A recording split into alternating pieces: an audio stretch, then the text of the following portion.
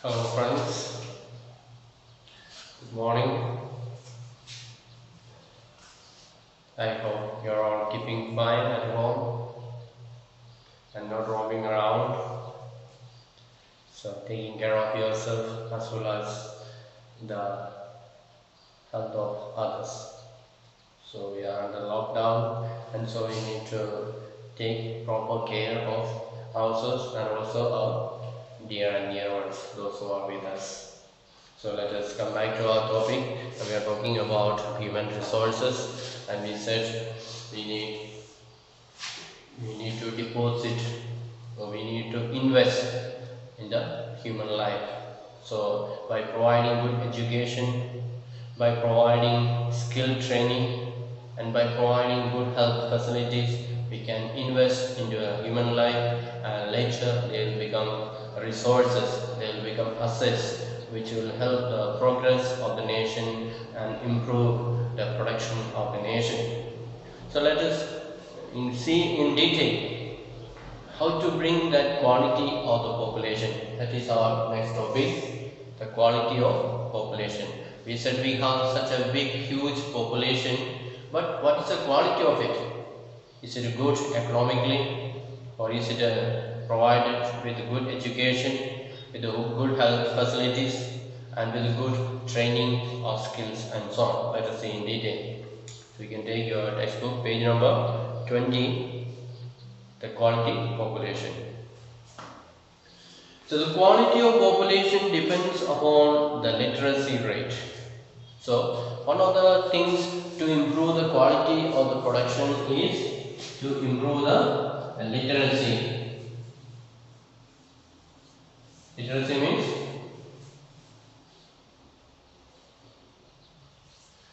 means education, providing education, make them to read and write and give them good standard of education.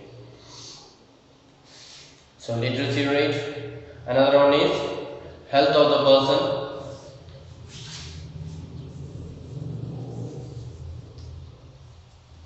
So provide literacy, provide health,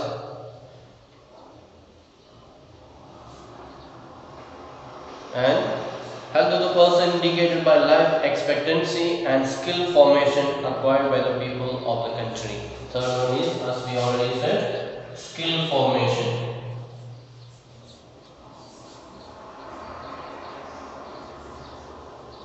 So if the population of a country is acquired with this three, then we can say that population has got a good quality. It's a good quality population. The quality of the population ultimately decides the growth rate of the country. So if the population of the country is good, then the growth rate also will be good. Illiterate and unhealthy population are liability for the economy. So a population without literacy, without education and without health, then they are liability for the nation. They are not asset to the nation, but they are liability to the economy. They will not be able to produce anything for the country. They will not be able to provide anything for the country. Instead, the country will have to provide for them. For example, a person who is uneducated, he will not be able to do any job. He will not be, even if he is going to do farming, he may not know how to do farming properly. He will be very ignorant and he will be doing the wrong things and the crops may fail. And if he is an unhealthy person, all the time he will be getting sick and the country will have to spend for him. He will have to go on buying medicine for him, he will have to appoint doctors for treatment and so on. So he will not be giving anything to the country's economy, but the economy of the country will be spending money for him. So it will be a liability for the country, for the economy and so on. And literate and healthy population are an asset. So in the opposite, the person is literate and if a person is healthy, then they are an asset. They are able to provide for the country. They are able to produce for the country. They are able to bring income for the country. So that is the advantage of having a population that is literate and healthy comparing to illiterate people people and an unhealthy population. They are liability. So now let us see about literacy, that is the education. How to get this literacy rate? That is by providing education to the people. So Sakal's education in the initial years of his life bore him the fruits in the latter years in terms of a good job and a salary. So in the other class we saw about the stories of two boys, Vishal and Sakal. So Sakal got education in the early years. The parents invested for him. They even took a loan in order to make him to study. So they put investment in him by providing good education and skill training, and later they got back. They became an asset. Later he got job and he was able to earn a good salary every month. So more than what they invested, they got back. So that is how we can get back. We saw education was an important input for the growth of Sakal, and it opened new horizons for him, provided new aspiration and developed values of life. Not only for Sakal, education contributes towards the growth of society also. It enhances the national income, cultural richness, and increases the efficiency of governance. So when a person is provided with good education, later it will come back to his life. Later it will provide rewards for his life. In the case of Sakal, he got a job, he got a higher salary, and in that way the benefit was not only just for him or for his family, but it was for the growth of the nation. The contribution was towards the growth of the economy of the nation.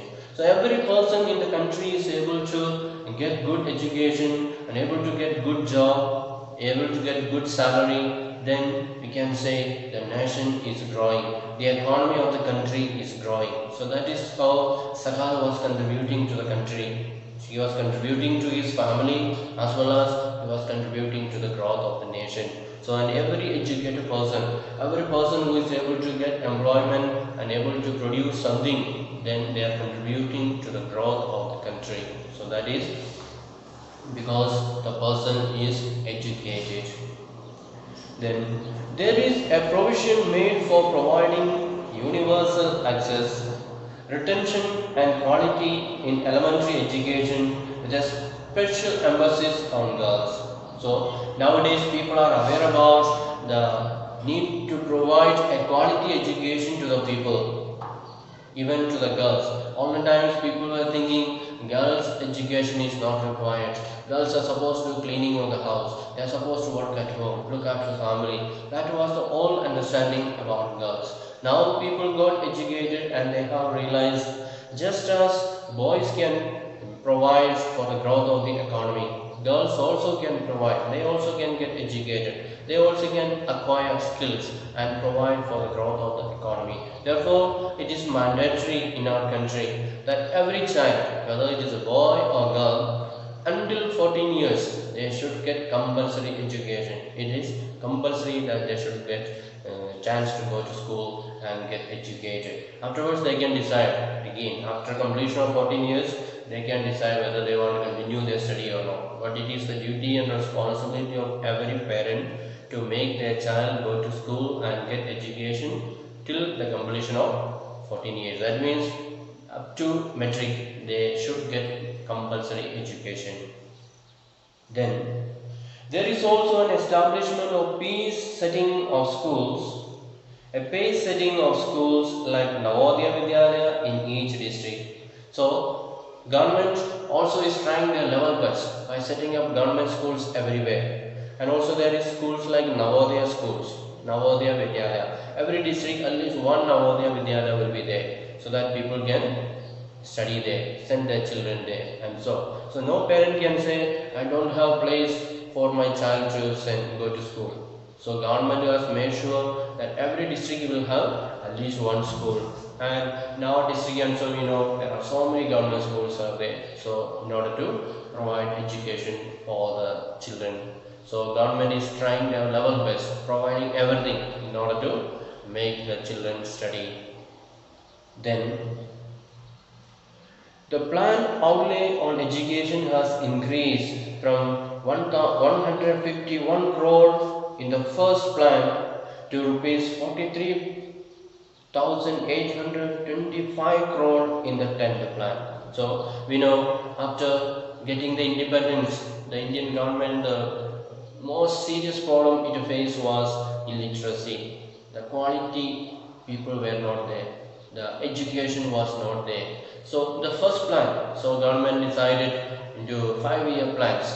This first 5 year we will do these things. Next 5-year plan we will do this. So every 5-year government plan step by step how to bring up the development of the country by providing quality education, by providing good health facilities, by providing good training places, training centers and so on. So in the first 5-year plan, government introduced or government allotted 151 crore. So 151 crore rupees government set apart. It is for the education of the people, for running schools, for paying salary to the teachers and so on. So 151 crore. And after the 10th plan, so year by year government increase. Then when it reached the 10th plan, that is after 50 years, so it is the first plan and the 10th plan, it became very high amount. It became 43,825 crore. So you can see how much money government has increased after the 5th plan. 43,825 crore has been allotted for the education of the people of the country. So that much government is giving importance, setting apart to train the people, to provide skill for the people and so on. And the expenditure on education as a percentage of GDP rose from 0.64 percentage in 1951-52 to 3.98 percentage in 2002. So the expenditure on education, so the first plan the expenditure on the education was 0.64 percentage. Then here the expenditure increased to 3.96. So the expenditure is increasing as the government is allotting more and more fund for the people. The percentage also is going up. So the first time it was less than 1 percentage. Now it has come almost 4 percentage. So it is increasing. That shows the government is giving importance to the people in making a quality population. So it is not enough to have the quantity or the number is very high. We know population is very high, but we also need to provide quality education. Otherwise, we will be having high number, but the effect will be less.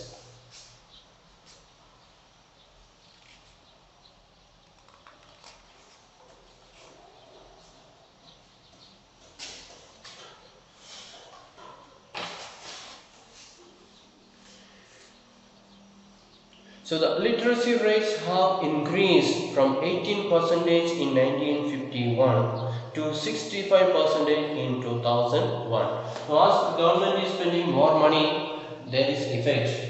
The literacy rate in the beginning, the literacy rate in the year 1950, the literacy rate, that is when India got independence, it was just 18%.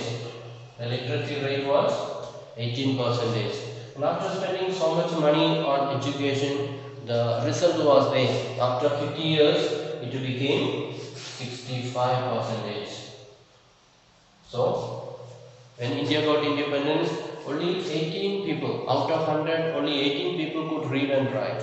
Now, out of 100, 65%. That means 65 people out of every 100 can read and write. And so that literacy rate improved and more people got educated. Then literacy is not only a right, It is also needed if the citizens are to perform their duties and enjoy their right properly. So we say it is not only right, every child has got the right to study at least up to 14 years of age. So we say it is not only a right, but it is also needed if the citizens are to perform their duties and enjoy their rights properly. So if every person living in the country how to perform their duty as a citizen or enjoy their rights, we studied about fundamental rights. So if a person has to enjoy his fundamental rights, then he should learn. He should have proper education. An illiterate person may not know what are his rights.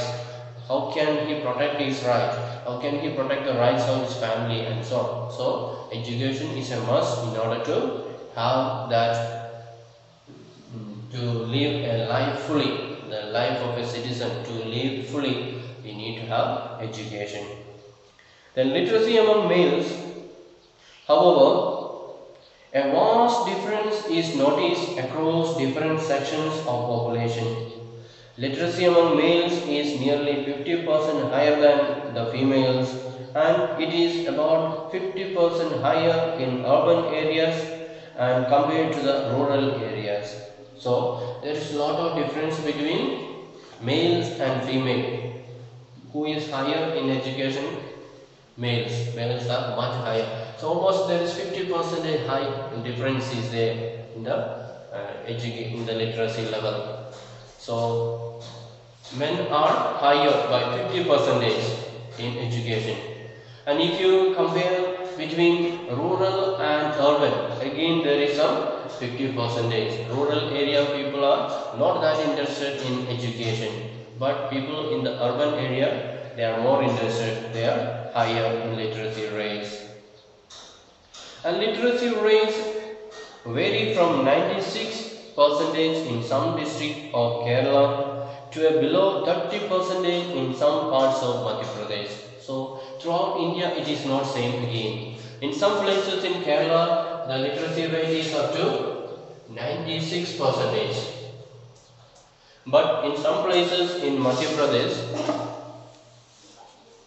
it is only up to 30%.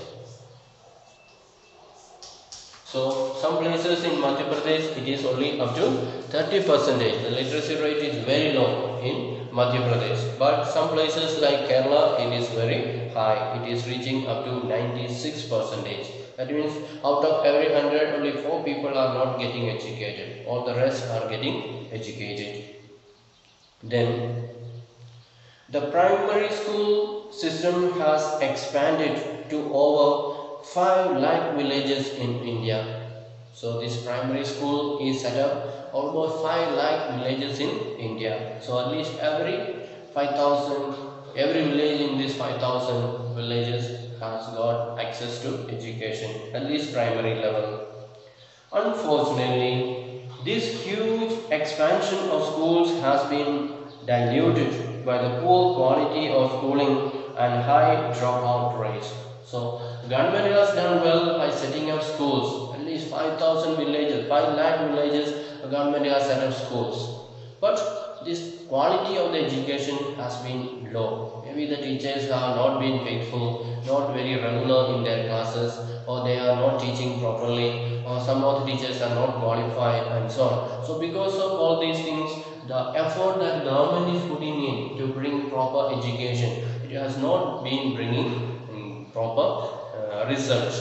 So the education system was being diluted. It was not that seriously taken. And there are so many dropouts are there. That means the children are not properly motivated. They go and join the school, then after a few years they stop their studies, they go for some other work, they feel studying is not required. So that proper motivation was not there for the students to continue their studies. Then Sarva Shiksha Abhiyan is a significant step towards providing elementary education to all children in age group of 6 to 14 years by 2010. So a project started by the government. The program started by the government is called Sarva Shiksha Abhiyan. So under this program, government makes sure that education given to all the children between 6 and 14. So they should start the education at least by 6 years, and up to 14 years they must continue. So that is made sure. That means at least up to class 8 they will be able to study, or if possible they will even complete up to 8. So at least elementary education has been made compulsory for the students, and for that government has made these programs called Sarva Shiksha Abhiyan, and to a certain extent it has been very helpful. Government has been providing textbooks, notebooks, school bag, so many facilities government has been providing free of cost, so that even the poorest children who have no money to buy textbooks and notebooks, they also can come and join under this program and study, and government will meet all the expenses. And it is a time bound initiative of the central government in partnership with the states, the local government and the community for achieving the goal of universalization of elementary education. So this program is the program of central government in collaboration with the state government. So central government and the state government, they work together, try to implement these projects and try to make everyone get educated. That is the work of this government. Then along with it, bridge courses and back to school camps have been initiated to increase the enrollment in elementary education. So government also try to initiate different courses in between, trying to teach some certain skills, trying to make some other cultural programs, teach them dances, songs and so on. So all these programs are integrated into it, so that people who lost interest in studies and those who are dropped out, they are brought back to school and made them to study again, making the learning process very interesting, so that the children will not feel fed up and run away, but they will continue to come to school, they will love the school and they will love learning and so on. So government is trying their level best in order to make the people convinced about the need for study, need for quality education and so on. And midday meal scheme has been implemented to encourage attendance and retention of children and improve their nutritional status. And these policies could add to the literate population of India. Another thing that government has done in order to improve the education or encourage the students to come to school is providing midday meal scheme. So some of the children who are very poor, they are very hungry, at home nothing to eat, and therefore they come to school and sit from morning till evening, they feel hungry, they sometimes collapse, faint and so on. So in order to help them and to provide them nutritious food, government has started midday meal scheme. So government will provide meal for them free of cost in the school during the midtime or afternoon. So children don't have to feel hungry, the parents don't have to worry about how my children will grow and so on. So government will take care of it. All that government wants is children to respond positively and make advantage of this situation and help their children to learn maximum. Then the 10th plan endeavors to increase the enrollment in higher education of the 18 to 23 years age group from present 6% to 9% by the end of that plan period. So we were talking about the 10th plan. Government increase the amount money that is needed going to spend for education to 43,825. So in that government decided that elementary education is compulsory for all, but higher education, those who are going for higher education, that was only just 6%, and government wanted to increase it into 9%. So higher education should be from 9 to 6 to 9%. So government wanted to make more people to go for higher education, to learn more skills, higher knowledge and so on.